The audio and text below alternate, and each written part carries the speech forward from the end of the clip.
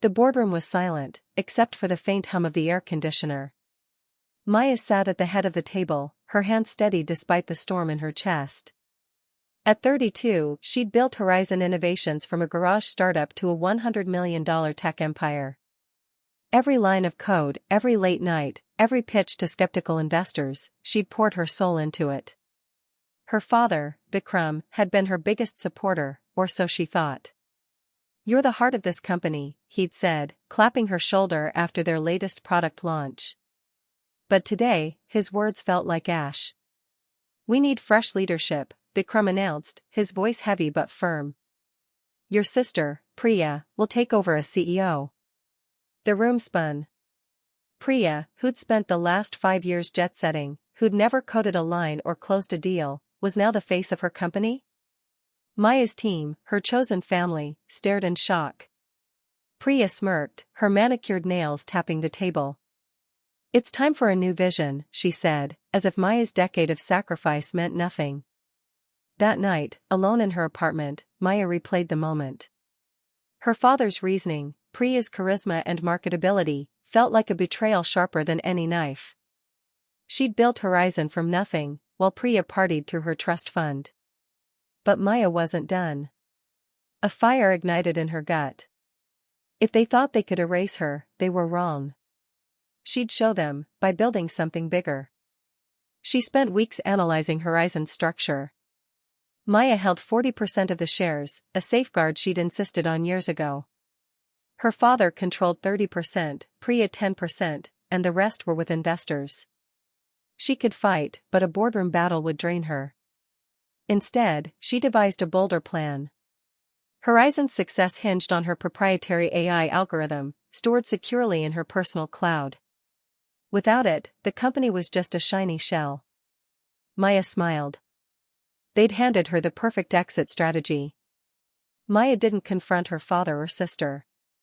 She played the part, gracious, professional, while quietly preparing. She met with her lawyer, drafting a resignation that protected her interests. "I'm stepping down to pursue new ventures," she announced at the next board meeting, her voice steady. Priya's smug grin widened, but Vikram looked uneasy. He didn't know what was coming. Behind the scenes, Maya transferred her algorithm's access keys to a private server. Horizon's flagship product, a predictive analytics tool, relied on it. Without her code, their software would crash within months. She also reached out to her loyal team, coders, designers, and engineers who'd stuck by her. "I'm starting something new," she whispered over coffee. "Join me." Most did, trusting her vision over Priya's empty promises. Maya's resignation hit the press like a bomb. "Founder leaves $100 million tech giant," headlines screamed. Investors panicked, and Horizon's stock dipped. Priya scrambled to reassure them, but her inexperience showed. Maya, meanwhile, incorporated Nexus AI, her new company. She leased a small office, hired her core team, and began rebuilding. Her algorithm, now rebranded, was the heart of Nexus's first product, a smarter, faster analytics platform. She worked 18-hour days, fueled by determination and the sting of betrayal. By month 3, Nexus had a prototype. Maya pitched to a select group of investors, one she'd cultivated during Horizon's early days. They believed in her, not Priya's flashy presentations. She raised $10 million, enough to scale. Every step felt like a reclaiming of her power. She didn't need Horizon. She'd build something better. Horizon's decline was subtle at first. Clients noticed glitches in the software, nothing catastrophic, but enough to raise eyebrows. Priya, unprepared for the CEO role, leaned on Maya's old team, but many had left. The remaining staff struggled to maintain the systems Maya had built. Vikram called board meetings weekly, his face etched with worry. Maya heard through a friend that he'd started questioning Priya's decisions. Nexus, meanwhile, gained traction. Maya's new platform launched to rave reviews, praised for its speed and accuracy. Early clients, small businesses at first, spread the word. Maya kept her head down, avoiding media hype. She wanted her work to speak, not her story. But the industry buzzed. Maya's back, and she's unstoppable, a tech blog declared. She smiled, saving the article for motivation. Priya tried to counter, announcing a revolutionary Horizon update. But without Maya's algorithm, it was a rehash of old features. Clients jumped ship, and investors grew restless. Maya didn't gloat, she was too busy. Nexus's valuation hit $20 million within 6 months. Her team, now 30 strong, worked like a family, united by loyalty and purpose. Maya felt alive, her betrayal a distant scar. At a tech conference, Maya and Priya crossed paths. Priya, in a designer suit, approached with a forced smile. "You're doing well, Maya," she said, her tone dripping with condescension. Maya nodded, calm. "So are you." It was a lie, and they both knew it. Horizon stock had tanked 25%, and rumors of layoffs swirled. Priya's confidence cracked, her eyes betraying panic. Later, Vikram called. "Maya, we need to talk," he pleaded. She agreed to meet, curious but guarded. At a quiet cafe, he looked older, defeated. "I made a mistake," he admitted. Priya wasn't ready. Maya listened, her heart unmoved. He'd chosen his favorite daughter over the one who'd built his legacy. "I'm happy at Nexus," she said, leaving him with his regrets. The encounter fueled her. Nexus's next product, a machine learning suite, drew interest from major corporations. Maya's team worked tirelessly, refining every detail. She wasn't just competing with Horizon, she was redefining the industry. Her betrayal had birthed a vision bigger than she'd ever imagined. Nexus's valuation soared to $50 million within a year. Maya's platform dominated the market, with clients ranging from startups to Fortune 500 companies. She expanded her team, hiring diverse talent and fostering a culture of innovation. Her office buzzed with energy, a stark contrast to Horizon's dwindling morale. Priya's leadership faltered. Horizon lost a major contract to Nexus, and the board demanded answers. Vikram tried to intervene, but investors were done. They pushed for Priya's removal, but the damage was deep. Without Maya's algorithm, Horizon's products were obsolete. Bankruptcy loomed. Maya didn't watch their fall with glee, she was too focused.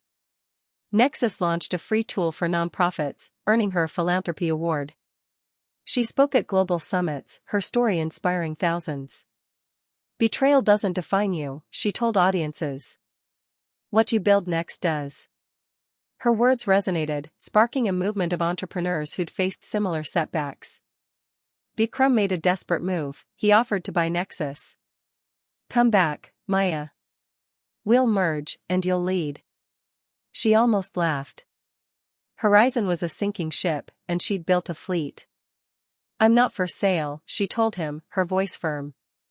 Priya, humiliated, stepped down as CEO. Vikram took over, but it was too late. Horizon filed for bankruptcy. Nexus hit $100 million in valuation, matching Horizon's peak. Maya's story was everywhere: Forbes, CNBC, TED Talks. She didn't mention her family's betrayal publicly, she didn't need to. Her success was her statement. She bought a sleek penthouse, not for show, but because she'd earned it.